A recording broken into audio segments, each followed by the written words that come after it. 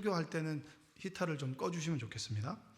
자, 이사야 41장 14절로 16절 말씀 함께 교독해서 읽겠습니다. 버러지 같은 너 야곱아, 너 이스라엘 사람들아, 두려워하지 말라. 나 여호와가 말하노니 내가 너를 도울 것이라. 내 구속자는 이스라엘의 거룩한 이인이라.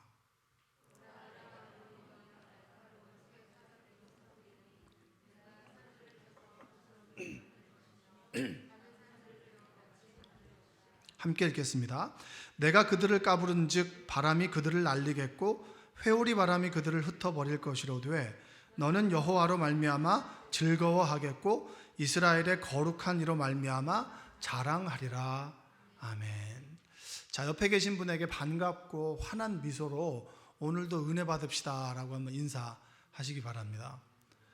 네. 자, 제가 이제 최근에 그 영상을 하나 봤는데 그 정찬성이라는 UFC 선수 아시죠? UFC 선수. 여러분 그 동양인의 UFC에서 랭킹을 가지고 있다라고 하는 거는 정말 대단한 겁니다. 그러니까 신체적 조건이 다르잖아요. 서양 사람들하고 우리는 다르잖아요. 그렇죠? 그 사람들이 정말 근육질에다가 그리고 우리보다 힘도 더 세고 신체적 조건이 훨씬 더 좋죠. 그래서 예전에 김동현 선수는 정말 우리가 먹는 건 죽어라고 홍삼밖에 안 먹는다 그런 얘기를 한 적이 있었는데 그만큼 UFC에서 전 세계에서 좀 한가닥 한다는 사람과 케이지에서 서로 1대1로 맞붙는다라고 하는 건 대단한 공포일 수가 없습니다. 예전에 저는 그런 걸 못 봤어요. 피가 터지고 이런 것들은 잘 못 봤습니다. 최근에는 보는 이유가 뭐냐면 뭐 생방송을 챙겨서 보진 않지만 그래도 하이라이트나 이런 건 봅니다. 왜냐? 케이지에서 싸워가는 그 인생이 나의 인생과 동일하더라는 거예요. 그만큼 우리의 인생도 치열하거든요. 열심히 일을 하다가 어느 한순간에 밀려날 수도 있고요. 정말 무명의 삶에서 유명의 삶으로 바뀌어질 수 있고 우리의 삶이 그의 삶과 동일하게 치열하다라고 하는 걸 느끼는 그 순간부터 제가 그것을 보게 됐어요. 여러분 인생은 어떠신가요? 오늘도 치열하게 사셨죠? 치열하게 사셨죠? 하루하루가 치열하잖아요. 우리가 아프기라도 하면 뭔가 생산활동도 못하고 제가 어머니한테 뭘 부탁했는데 어머니가 이제 그 해줄 처지가 안 되셨나 봐요. 그래서 좀 어렵다고 얘기하시길래 괜찮다고 어머니 괜찮습니다. 지금 때가 아닌 모양이라고 얘기를 했는데 어머니가 또 전화가 왔더라고요. 아들아 미안하다고. 미안하실 필요는 전혀 없다고. 전혀 없다고. 상상은 하지 마세요. 그게 뭔지. 그게 궁금하시죠 여러분들은. 그건 궁금해하지 마세요. 부모 자식 간에 그냥 대화입니다. 우리의 인생이 늘 치열하단 말이에요. 정찬성이라는 선수가 보니까 12시간 전에 개최량하기 D-Day 12시간 전에 7kg를 빼는 거예요. 와, 정말 무지막지하게 7kg를 뺍니다. 뜨거운 데 들어갔다가 따뜻한 물에 들어갔다가 정말 상상을 초월하는 거예요. 12시간 만에 7kg를 빼고요. 개최량을 통과하면 24시간 만에 9kg를 지워요. 그러니까 링 위에서 싸운다라고 하는 게 그만큼 치열하고 절박하고 그리고 아주 처절하다라고 하는 거예요. 그래서 싸웠는데 졌죠. 그 오르테가라고 하는 사람이 이제 오르테가를 이기면 챔피언 결정전에 나아갈 수 있는 챔피언하고 도전자로 나갈 수 있는데 제가 보니까 2라운드 때 엘보로 한 대 맞은 거예요. 여기를 한 대 맞았는데 그 다음부터 정신이 없는 거죠. 마지막 라운드인데 2라운드냐고. 전 정말 그때 눈물이 났습니다. 왜냐하면 3라운드, 4라운드, 5라운드를 할 동안 정신이 나갔어요. 쉽게 말하면 여기가 어딘지 모르는 거예요. 모르는 상태에서 감각적으로 싸웠다라고 하는 거예요. 얼만큼 훈련을 했겠습니까? 무의식적으로 주먹이 나가고 무의식적으로 주먹이 오는 걸 피하고 그런 시간들을 보내고 마지막 라운드가 되었을 때 2라운드냐고. 근데 쓰러지지 않고 졌어요. 질 수밖에 없었다. 왜? 나 2라운드부터 정신이 없었다. 정신없는 상태에서 5라운드까지 간다라고 하는 건 여러분 정말 대단한 정신력이 아니면 할 수 없는 거예요. 우리의 삶이 이렇게 처절하다라는 거죠. 처절하게 열심히 살아도 인생을 잘 살 수 있을까 말까한 그런 하나님을 떠난 신라고 난 우리 인생이 바로 세상이 이 정도로 치열합니다. 목사도 마찬가지고요. 목사님들은 사회를 잘 모르잖아요. 여러분 목사라는 사회도 처절한 그런 사회예요. 어떻게 보면 우리는 이 세상 속에 서로 다른 일을 가지고 하나님께서 부르시는 그 시간 기한까지 열심히 달려가는 거예요. 치열하게. 치열하게. 어느 때는 저는 하루 종일 있다 보면 잠을 4시간 정도밖에 안 잔 때도 있어요. 그러면 한 10시나 11시 되면 정신이 몽롱해. 오늘 세보면 4시간밖에 안 잤어요. 뭘 하다 보면 그렇게 하게 돼요. 그러면서도 늘 시간에 쫓기고 뭘 쫓기고 해야 된다는 게 늘 제 머릿속에 있단 말이에요. 우리의 인생이 여러분 어떻게 보면 늘 밟혀도 다시 치열하게 살아가는 잡초의 인생과 같지 않나. 여러분 나훈아 씨의 노래 아시죠? 아무도 찾지 않는 바람 부는 언덕에, 이 노래 아시죠? 이름 모를 잡초야. 여러분 이 노래 아십니까? 아무도 찾지 않아. 누가 그런 얘기 하더라고요. 내가 잘 나갈 때는 사람들이 나한테 줄을 서서 밥 먹자고 연락하더니 내가 조금 어려움에 처하니까 연락도 안 하더라. 나이 든 사람만 그 얘기하는 게 아니에요. 제 후배도 그런 얘기 하더라고요. 자기가 좀 어려움이 있었더니 그렇게 친하던 사람들이 문자 한 통도 안 하더라. 우리 아이 신방 전화도 안 하더라. 이런 얘기 하더라고요. 우리가 잘 나갈 때는 이름이 있고 꽤나 좀 뭔가를 가지고 있었을 때는 사람들로부터 불려다니지만 내가 한순간에 무엇인가를 잃어버리면 사람들은 밀물에 썰물에 물 빠져나가듯이 쑥 빠져나가는 거예요. 우리의 인생이 무엇과 같으냐.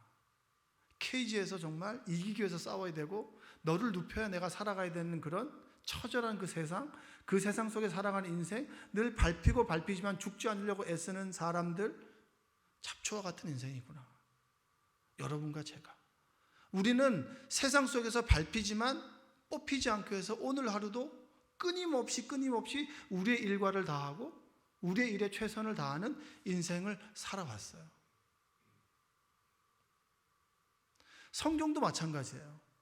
성경에서도 오늘 본문에 읽었던 야곱을 이스라엘이라고 얘기하죠. 야곱은 여러분 알지만 이삭의 아들이잖아요. 이삭의 아들 야곱인데 그 야곱이 한순간에 이스라엘로 변합니다. 야곱은 야곱 개인을 지칭할 수도 있지만 이스라엘 민족을 전체를 대표하는 그런 사람이 야곱이에요.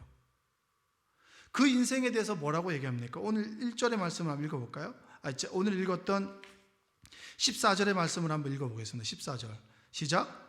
버러지 같은 너 야곱아, 너희 이스라엘 사람들아, 두려워하지 말라. 나 여호와가 말하노니 내가 너를 도울 것이라. 내 구속자는 이스라엘의 거룩한 이인이라. 야곱을 뭐라고 얘기합니까? 버러지 같은 야곱. 예전엔 지렁이 같은 야곱이라고 했어요. 지렁이는 밟으면 꿈틀대죠. 그리고 토막을 자르면 개체가 다 살아납니다. 어떻게든 생명을 부지하기 위해서 무지하게 애쓰고 수고하는 사람들, 하루하루를 생존해내기 위해서 애쓰고 수고하는 사람들이 야곱이고요, 그 사람들이 이스라엘이에요. 이스라엘 사람들이 얼마나 작고 연약했냐면 신명기 7장 7절의 말씀을 한번 읽어보겠습니다. 7장 7절 시작. 여호와께서 너희를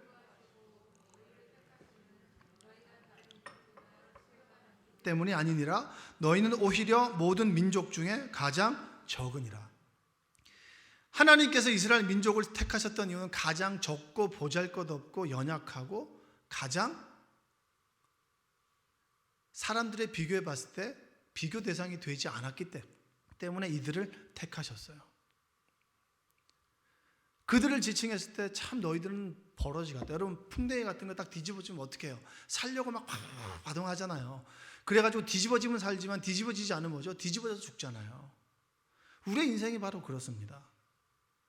어떻게 하면 살아갈 수 있을까를 아둥바둥 살아가는 인생들, 그 인생들이 모여서 여기에 있고, 그리고 어떻게 하면 하나님의 은혜 가운데 살아갈 수 있을까를 늘 은혜를 구하는 사람들이 바로 우리라고 하는 사람들이에요. 저는 오늘 말씀을 읽으면서 버러지 같은, 지렁이 같은, 그리고 우리의 인생을 잡초 같은 인생이구나. 옛날에 군가 중에 그런 군가를 불렀어요. 제가 맨날 GOP 때 이제 알통구부 이런 거 했거든요. 알통구부 위를 벗고 하는 거예요. 그 맨날 뛰어다니는 거 추우니까. 그때 항상 불렀던 군가 중에 하나가 뭐냐면 중대가도 있었는데 군가 중에 하나가 밟아도 뿌리 뻗는 잔디풀처럼. 저 늘 그걸 생각해. 밟아도 뿌리를 뻗는구나 잔디는. 어떻게든지 살아가잖아요. 여러분 우리 이 시대의 남자들, 가장들, 회사 다니는 사람들 어때요? 모욕을 받아도 그래도 붙어 있잖아요. 그래서 우리 아들한테 늘 얘기하는 게 붙어 있는 놈이 제일 좋은 놈이다. 무조건 붙어 있어야 된다. 하나님께 붙어있는 여러분 되시기를 주님의 이름으로 축복합니다. 그러한 인생들을 외면하지 않으시고 우리에게 뭐라고 하십니까? 두려워하지 말아라. 내가 너를 도울 것이다. 내가 너를 택하였다. 내가 너를 불렀다. 내가 너의 구세주가 될 것이다 라고 하는 것이 복음 중에 복음 아닙니까? 여러분, 하나님께서는 잡초와 같은 우리 인생, 어떻게 하면 세상을 살아갈까 애쓰고 수고하고 모욕과 쓴웃음을 지으며 눈물을 먹으며 눈물에 젖은 빵을 먹으며 살아가는 우리 인생들 가운데 찾아오셨고 외면하지 않으시고 우리를 불러서 구원해 주셨어요. 할렐루야. 이 하나님이 여러분 만나고 싶어서 이곳에 오신 거 아닌가요? 저는 목회하면서 제 목회 철학 중에 하나는 뭐냐면 어떻게 하면 여러분들을 행복하게 해줄까라고 하는 거예요. 그 행복은 두 가지가 있겠죠. 첫 번째는 뭐가 있을까요? 여러분이 하나님을 만나도록 해주는 게 제 첫 번째 역할이고요. 그리고 하나님을 만난 여러분들이 하나님을 만난 사람들과 사람들 사이의 관계 속에서 어떻게 하면 행복하게 그리고 기쁘게 그리고 걱정 없이 살아갈 수 있을까? 그것을 여러분에게 주기 위해서 모든 것들을 기획하죠.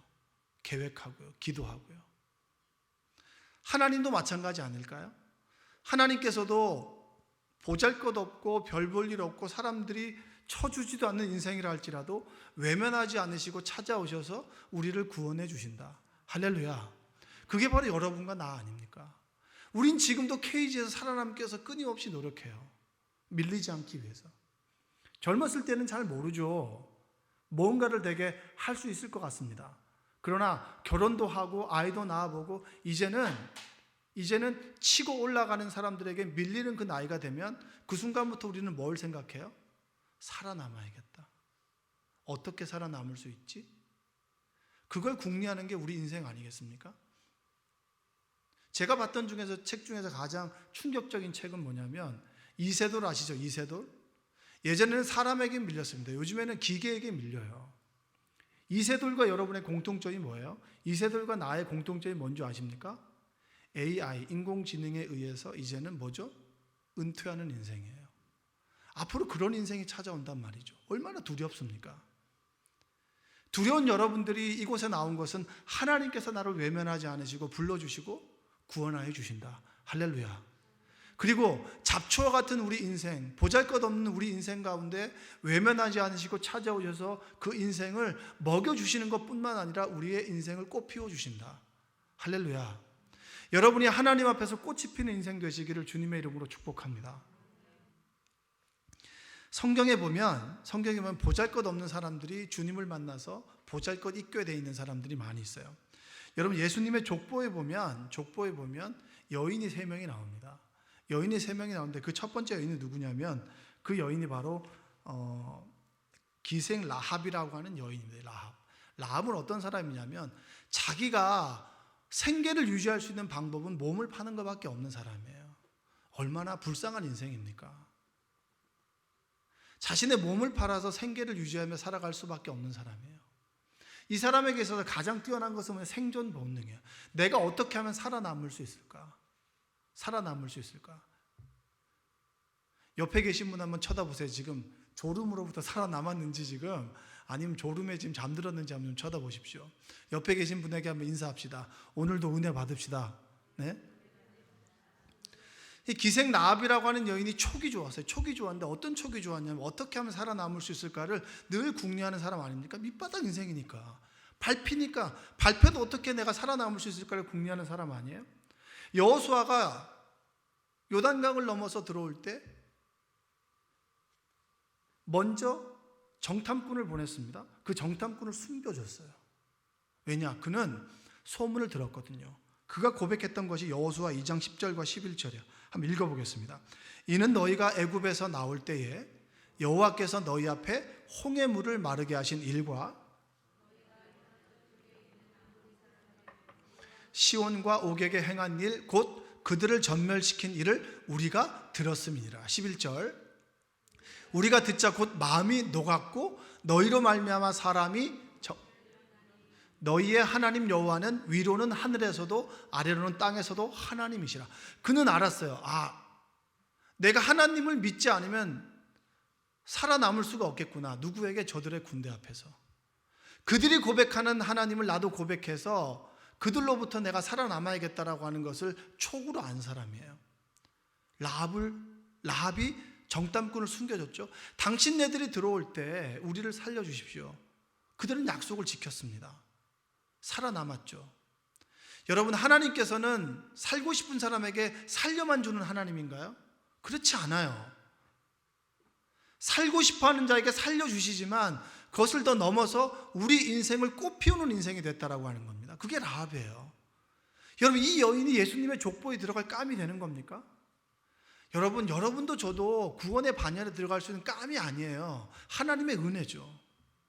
하나님의 은혜로 여기 있고 하나님의 은혜로 부르심을 받았고 부르심을 받은 것만으로 끝인데 우리를 통해서 우리의 인생을 꽃피워 나가시는 하나님 때문에 우리가 오늘을 희망을 가지고 살아갈 수 있는 것입니다. 라합이 나오고 두 번째 누가 나오냐면 밧세바라는 사람이 나와요. 밧세바.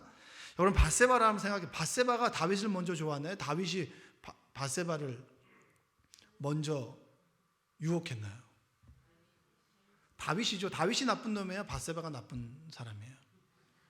다윗이 나쁜 사람이에요. 밧세바는 잘못이 없어요. 여러분, 어떻게 보면 요즘으로 치면요, 다윗은 이 밧세바 우리아의 아내를 성폭행한 사람이에요. 그 성폭행을 당하는 사람들은 뭐가 있냐면 이게 있습니다. 긴장성 부동화라고 있어요. 성폭행을 당한 사람들의 공통적인 자책감은 뭐냐면 너가 잘못이 아니라 내가 왜 그때 움직이지 못했나, 저항하지 못했나. 근데 여러분, 우리 인체는 저항하지 못합니다. 그게 긴장성 부동화예요. 몸이 얼어버려요. 그런 일을 당한 것은 내 책임이 아니라 너 책임인데, 그래서 저항하지 못했기 때문에 내 책임이라고 사회는 얘기하고 스스로 얘기하지만 그거 아니에요. 밧세바도 그러지 않았겠습니까? 그렇게 덜컥 애가 생기니까 어떻게 해요? 책임져야 되니까 어쩔 수 없이 또 왕이고 또 남편도 죽었으니까 어쩔 수 없이 그는 함께 살았습니다. 여러분, 이들의 과정의 로맨스가 여러분 막장인가요? 아름다운 로맨스인가요? 막장 아닙니까?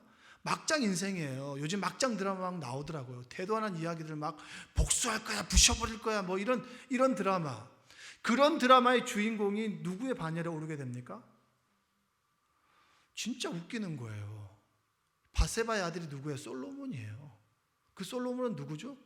지혜, 지식, 부귀영화의 대명사가 솔로몬입니다. 그 인생을 책임져 주는 것만이 아니라 그 인생을 기억하시고 찾아와 주셔서 그의 인생에 꽃을 피우는 분이 누구예요? 하나님이세요. 하나님이 지금 여러분들을 만나길 원하십니다. 할렐루야. 여러분의 인생 가운데 하나님이 나를 찾아오시고 나를 외면치 않으시고 정말 하루하루를 최선을 다해 살아가는 우리들을 위로하시며 위로뿐만이 아니라 우리의 인생을 꽃 피우신다라고 하는 것, 그것이 소망이 되지 않겠습니까? 이 여인이 다윗의 족보에 올랐고 예수님의 족보에 오른 인간이 되었습니다. 그리고 더 막장인 사람이 다말이에요. 다말은 유다 아시죠? 유다의 아들 엘의 부인이에요. 근데 엘이 죽었습니다. 그랬더니 어떻게 해요? 동생들을 형수하고 결혼을 시켜서 대를 잇게 하는 거예요. 그러면 이 오난이라고 하는 사람이 이 다말과 결혼을 했는데, 형을 대신해서 오난이 머리가 굴리니까 이건 내가 아들을 낳아도 내 아들이 아닐 것 같은 거야. 왜냐? 엘의 아들이 되는 거예요. 그러니까 이 사람이 아이를 갖지 않았어요. 하나님께서 그가 한 일이 악했기 때문에 오난을 죽였습니다. 그게 오나니즘이에요. 그 인생의 다말이 그러니까 다말을 보니까 오난이 죽고 엘이 죽으니까 지금 유다가 생각하기에 이 아들이 이 여자 때문에 다 죽겠구나 해가지고 집으로 보냈습니다. 한 해 두 해 기별이 올까? 기별이 오지 않아요. 그래서 이 여자가 창녀로 변신해서 이 유다를 유혹합니다. 그래서 아들을 낳았어요. 베레스. 여러분, 이 여자가 여러분 정말 예수님의 족보에 들어갈 감이에요, 아니에요? 여기에 우리의 희망이 있어요. 감이 되는 사람이 족보에 들어가는 것이 아니라 여러분과 저처럼 감이 안 되는 사람들이 모여서 구원받고 감사해서 그 인격이 주님을 닮아가고 주님 안에서 변화되기 때문에 하나님께서는 은혜로우신 분이에요. 여러분과 저는 정말 로또 잡은 인생이에요. 여러분이 다말보다, 그리고 여러분이 밧세바보다, 여러분이 정말 세상에서 말하는 욕하는 사람보다 더 나은 게 뭐가 있나요? 나도 그 상황에 가면 그렇게 충분히 할 수 있는 사람들이 나옵니다. 어떤 사람의 불행이 그 사람의 잘못된 선택이냐? 어떻게 보면 나도 그 상황에 가면 그렇게 될 수 있다라고 하는 겁니다. 여러분, 다윗이라고 하는 인물 아시죠? 다윗이 대단한 사람이죠. 다윗이 대단한 사람인데 알고 보면 8째 중에 말째죠. 가장 깜이 아닌 인물이 바로 다윗이에요. 7명의 형을 보고 정말 깜인데 이 사람은 왕이 되지 않고 마지막 남은 막내를 왕으로 시켰습니다. 그가 사울의 미움을 받아서 도망을 가죠. 그리고 아둘람 굴에 가게 됐을 때 400명이나 되는 사람들이 다윗을 찾아오게 돼요. 그 사람이 누구겠습니까? 사무엘상 22장 1절과 2절 한번 읽어볼게요.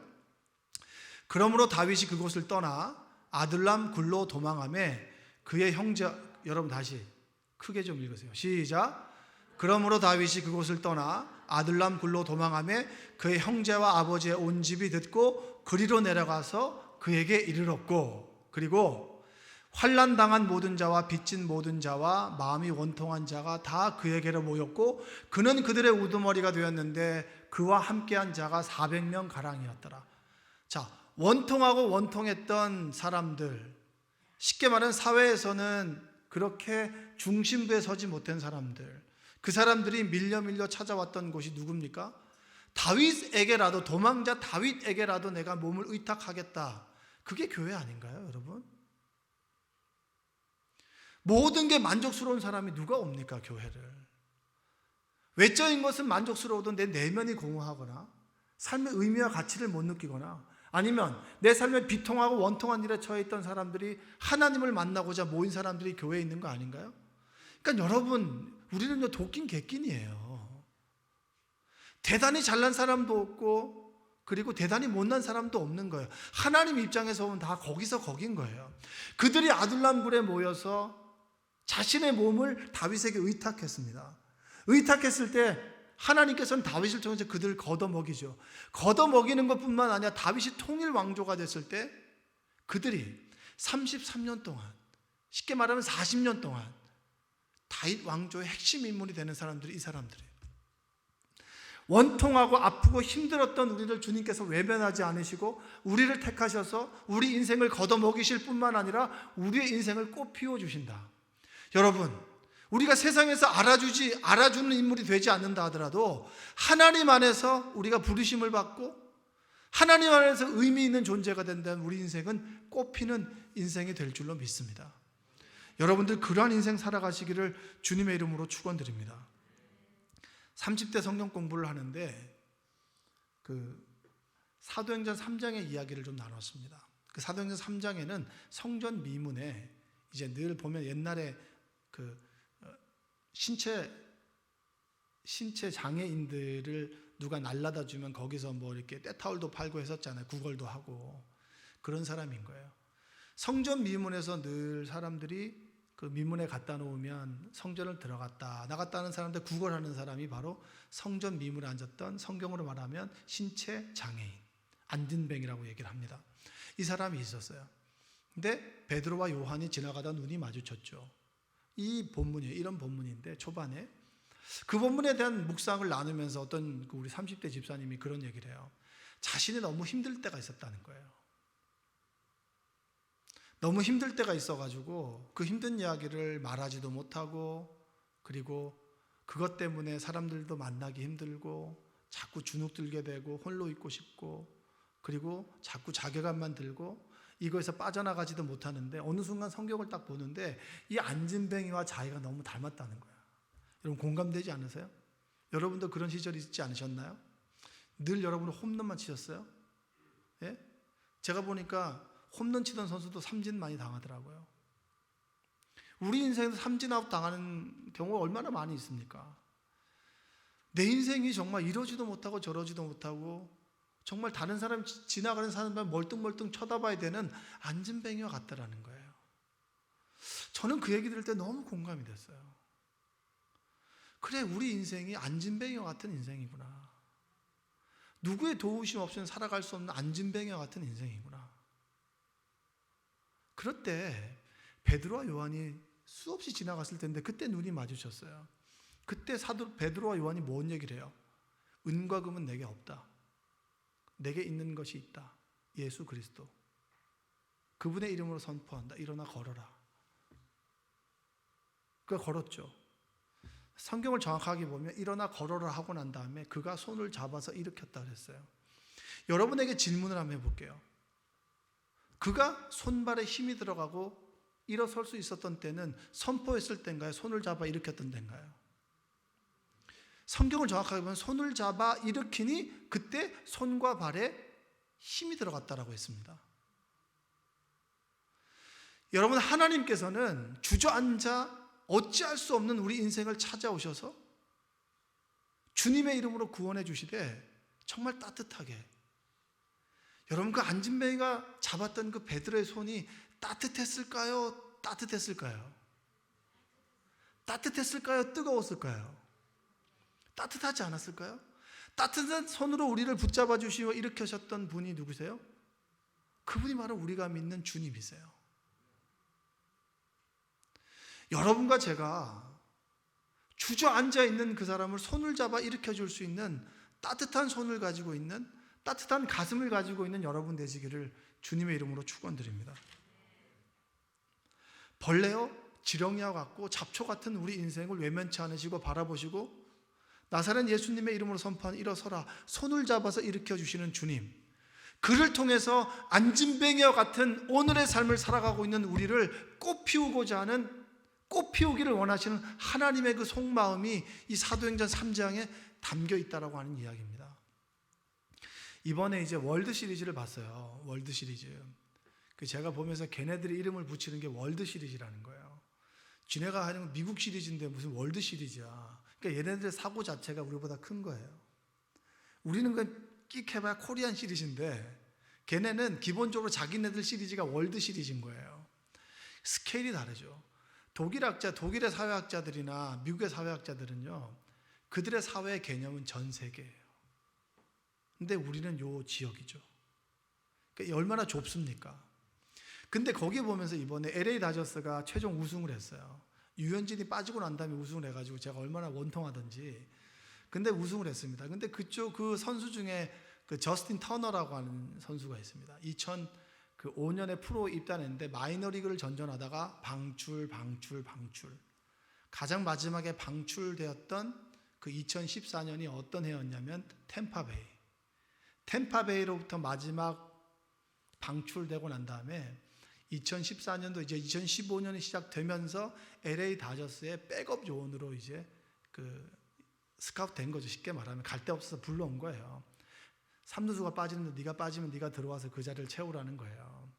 근데 못하면 마이너고 잘하면 메이저리그 몇 게임 뛰게 해준다라고 했는데 거기서 그가 레리 덕 레타라고 하는 그 무명의 코치를 만납니다. 그 코치를 만나서 어퍼 스윙하고 관계를 레그킥이라고 하는 어떤 기술을 전수를 받게 되는 거예요. 근데 이 코치가 얘 보니까 괜찮은 거예요. 소질이 좀 있어요. 근데 얘가 방출될 때마다 늘 들었던 말이 열정 부족이라는 거예요. 열정 부족. 열정 때문에 열정이 부족하다라는 거죠. 근데 그 열정만큼 넘쳤거든요. 그래서 그 코치를 만나 정말 열심히 연습해가지고 2005년부터 완전 대박이 난 거예요.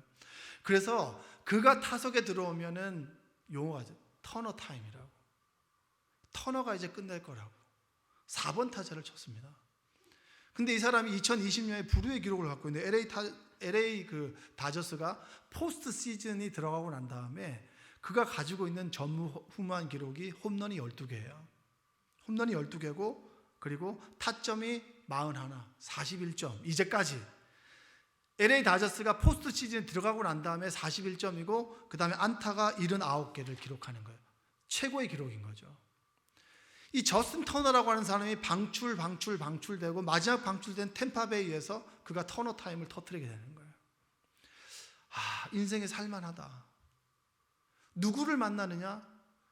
누구를 만나고 그로부터 무엇이 발견되느냐에 따라서 우리의 인생이 꽃피워질 수 있겠구나. 수많은 사람들 중에서 우리가 만나는 그 존재가 하나님이라면 하나님께서 우리의 인생을 붙잡아 주시고 우리 안에 있는 비전을 보시고 그 비전 가운데 우리를 이렇게 세운다면 우리의 인생도 꽃피우는 인생이 될 수가 있겠다. 오늘 14절과 15절 16절에 뭐라고 얘기하는 거예요? 포로로 귀화가 끌려가는 그들에게 버러지 같은 야곱아, 내가 너와 함께 하겠다. 내가 너를 구속하겠다 라고 끝나는 것이 아니라 내가 너희를 새 타작 기계로 삼아주겠다. 내가 너희 나라를 통해서, 이스라엘을 통해서 열강 강대국들의 심판자를 삼겠다. 하나님께서 너희를 얼마나 크게 들어 쓰시는지 너희를 통해서 다른 나라들을 심판하겠다라고 하는 기준점이 되는 것이 바로 오늘 15절 16절이에요. 한번 읽어볼까요? 읽어보겠습니다. 보라, 내가 너로 이가 날카로운 새 타작기로 삼으리니 내가 산들을 쳐서 부스러기를 만들 것이며 작은 산들을 겨같이 만들 것이라. 내가 그들을 까부른즉 바람이 그들을 날리겠고 회오리 바람이 그들을 흩어버릴 것이로되 너는 여호와로 말미암아 즐거워하겠고 이스라엘의 거룩한 이로 말미암아 자랑하리라. 할렐루야. 여러분의 인생이 하나님 손에 붙드는 인생 되시기를 주님의 이름으로 축복합니다. 우리의 인생이 남들이 볼 때는 보잘것없는 인생처럼 느껴지고 내 스스로 볼 때 점점 더 나이가 먹으면 먹을수록 사람들에게 밀려가고 나약해지고 부족하고 보잘것없고 그런 모습처럼 보인다 할지라도 하나님께서는 우리 속에 비전을 보시고 우리를 통하여 우리의 인생을 꽃피우신다. 하나님 손에 붙들려 살아가는 인생 되시기 원합니다. 이 말씀을 준비하면서 정말 이 말씀이 저에게 위로가 된 것은 뭐냐면, 제가 2007년 11월 1일에 11월 말경에 이제 제가 첫 부목사를 시작했었습니다. 그때 같이 있었던 사람들이 누구냐면 이제 유문현 목사님 아시죠? 유문현 목사님이 그때 신학생이었어요. 신학생인데 저한테 온 첫 마디가 목사님 저는 나가야 됩니까 말아야 됩니까? 부임한 지 얼마 안 돼 순댓국을 먹으러 가면서 우리 둘이서 먹으러 가면서 목사님 저는 나가야 됩니까 말아야 됩니까 이렇게 얘기를 하는 거예요. 그래서 나가긴 어딜 나가냐 같이 있으면 되지. 그래서 저한테 구박을 엄청 받았어요.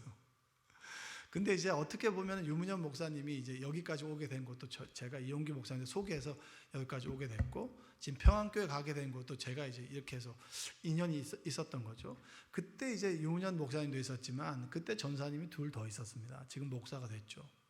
한 10살 차이, 그리고 한 사람은 저랑 7살 차이는 여자 목사님이 됐고 한 분은 남자 목사님입니다. 공교롭게도 이 두 사람이 지금 인생의 하프타임을 갖는다고, 한 여자 목사님은 이제 사역을 쉬면서 뭔가를 많이 준비해서 이제 좀 사역할 수 있는 때가 되어서 어플라이를 했는데 이게 번번이 미끄러지는 거예요. 얼마나 마음이 힘들겠어요. 그래 조금 준비하고 선교 훈련도 받고 뭐 교육도 배우고 그러면서 많은 것들을 보면서 이제는 사역할 때가 되었다라고 했는데 코로나가 터지게 되면서 이제 정말 사역할 수 있는 자리가 없는 거예요.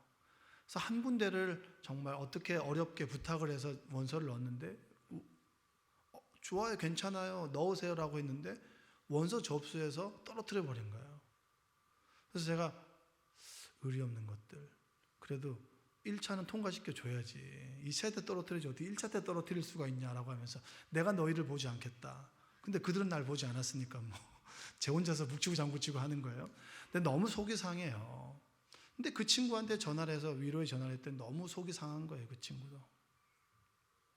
그리고 이제 한 목사는 정말 교회에 어려움이 있어서 교회에 있는 성도들이 너무 이제 어떻게 보면 흠을 자꾸 집어내려고 하니까 관둘 상황에 처해 있는 거예요.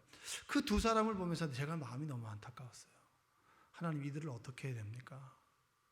내가 베드로처럼 그들의 손을 잡아주고 싶지만 제가 대단한 능력이 있는 것도 아니고, 그리고 내가 그들의 인생을 책임져 줄 수 있는 것도 아니고, 내가 뭔가 넉넉해서 그들을 도와줄 수 있는 형편도 되지 않고 너무 마음이 안 좋은 거예요. 늘 기도하고 있는데 오늘 말씀을 주시면서 하나님 주신 저에게 좀 위로예요.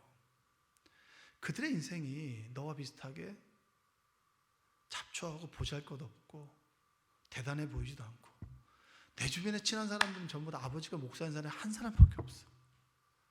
그 한 사람 외에는 전부 다 성골, 진골도 아닌 해골이라고 하더라. 해골. 다 그런 사람들이에요. 저도 마찬가지고. 누가 힘 있는 사람이 손을 잡아 일으켜 줄 사람도 아니고 없고, 스스로 홀로 일으켜야 되고 하나님만 바라봐야 되는 인생들이 모였잖아요. 서로 위로하며 유라 살아가는데 어려움에 처해 있다 보니까 그들을 일으켜 세워줄 수 있는 힘이 저에게 없는 게 너무나 제가 한탄스러운 거예요. 가슴도 아프고. 근데 말씀을 준비하면서, 이 말씀을 준비한 지는 좀 됐는데, 그 준비하면서 그 상황과 딱 접목을 해보니까 하나님께서 나에게 답을 주시고 위로를 주시는구나. 그들은 모르죠, 이 설교가 뭔지를. 하나님께서 보잘것없는 인생이고 우리가 볼 때 답이 없어 보이고 그리고 비전도 없고 희망이 없어 보인다 할지라도 하나님은 외면하지 않으신다. 하나님은 그들을 찾아오신다. 그리고 베드로의 손을 잡고 일으켜 주었듯이 그들의 인생을 일으켜 주실 것이다. 할렐루야. 여러분의 인생도 마찬가지예요. 하나님께서 여러분들을 손잡아 주시고 일으켜 주시는 거예요. 내가 드러낼 것이 없고 대단히 가진 것이 없고 능력도 출중하지 못한다 할지라도 늘 밟히고 밟아도 뿌리를 뻗어야 되는 잔디풀과 같은 잡초와 같은 인생이라 할지라도 볼품없는 모습을 갖고 있다 할지라도 하나님 손에 붙들린다면 하나님께서 우리의 인생을 거둬주실 뿐만 아니라 우리의 인생을 꽃피워 주실 것이다. 그것이 라합과 밧세바와 다말과, 예수님도 뭐라고 얘기했나요? 예수님도 잡초와 같은 인생이라고 이사야에서 말하고 있지 않습니까? 그들을 십자가에서 부활시켰었던 하나님의 그 영광이 우리 안에 임하게 될 것이다. 여러분, 하나님께서는 끊임없이 우리에게 손을 뻗어주시는 줄로 믿습니다. 못났다고 여겨질 때가 있죠. 그러나 하나님 안에 있다면 못나도 괜찮아요. 내 아버지가 하나님이잖아요. 할렐루야. 좌절하지 마시고 절망하지 마십시오. 하나님이 여러분의 손을 붙잡아 주십니다.